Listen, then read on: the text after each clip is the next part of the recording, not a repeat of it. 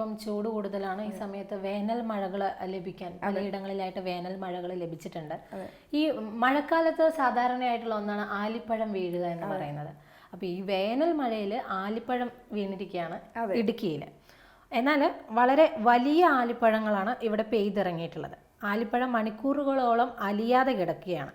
പിന്നീട് വലിയ ആലിപ്പഴങ്ങൾ ശക്തമായിട്ട് പതിച്ചതോടെ ഏലച്ചെടികൾക്ക് വലിയ നാശനഷ്ടം സംഭവിച്ചിരിക്കുകയാണ്. വേനൽ മഴയിൽ നെടുങ്കണ്ടം പാലാറിൽ ഒരു വീടും ഭാഗികമായിട്ട് തകർന്നിട്ടുണ്ട്. എന്തായാലും ഇതിനെക്കുറിച്ചൊരു റിപ്പോർട്ട് തയ്യാറാക്കിയിട്ടുണ്ട്, അതൊന്ന് കണ്ടിട്ട് വരാം. വേനൽ മഴയ്ക്കൊപ്പം അതിശക്തമായ ആലിപ്പഴം വീഴ്ചയാണ് ഹൈറേഞ്ചിന്റെ വിവിധ മേഖലകളിലുണ്ടായത്. തമിഴ്നാട് അതിർത്തി മേഖലയോട് ചേർന്ന് കിടക്കുന്ന പുഷ്പകണ്ഠം, കരുണാപുരം, അണക്കരമെട്ട്, കോമ്പയാർ പ്രദേശങ്ങളിൽ ശക്തമായ ആലിപ്പഴം വീഴ്ചയുണ്ടായി. ആനയിറങ്കൽ മേഖലയിലും ആലിപ്പഴം വീണു. സാധാരണയിലധികം വലിപ്പമുള്ള ആലിപ്പഴങ്ങളാണ് പെയ്തിറങ്ങിയത്.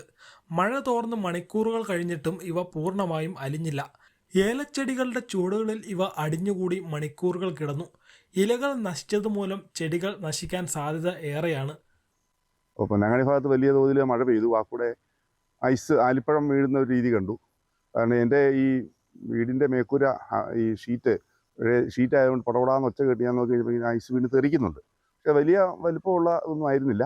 ഞങ്ങൾ ഇത് പിറക്കി തിന്നുകയൊക്കെ ചെയ്യുന്ന ഒരു കാര്യമുണ്ട്. വലിയ മഴ പെയ്തു. അപ്പോൾ എനിക്കത് കുറച്ച് മാറി 2 കിലോമീറ്റർ മാറി ഭോജങ്കമ്പലി എന്ന് പറയുന്ന സ്ഥലത്ത് എനിക്ക് കുറച്ച് ഏലത്തോട്ടമുണ്ട്.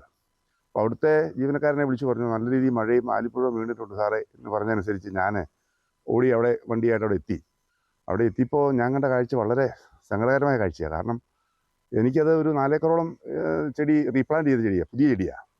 1 വർഷം ആകുന്നതേ ഉള്ളൂ. ആ ഒറ്റ ചെടിയുടെ ഇലകൾ മൊത്തം ഡാമേജ് ആയിരിക്കുക. ഇലകളൊന്നും ഒരു ഏലച്ചെടിയുടെ രീതിയല്ല, മൊത്തം തോരണം പോലെ മൊത്തം കീറി അതിൻ്റെ ഷെയ്ഡ് മരങ്ങളിൽ ആയിട്ടുള്ളതെല്ലാം കീറി. പിന്നെ ഷെയ്ഡ് കുറവുള്ള സ്ഥലത്ത് ഞാൻ കുറേ നെറ്റൊക്കെ വലിച്ചു കെട്ടിയിട്ടുണ്ടായിരുന്നു.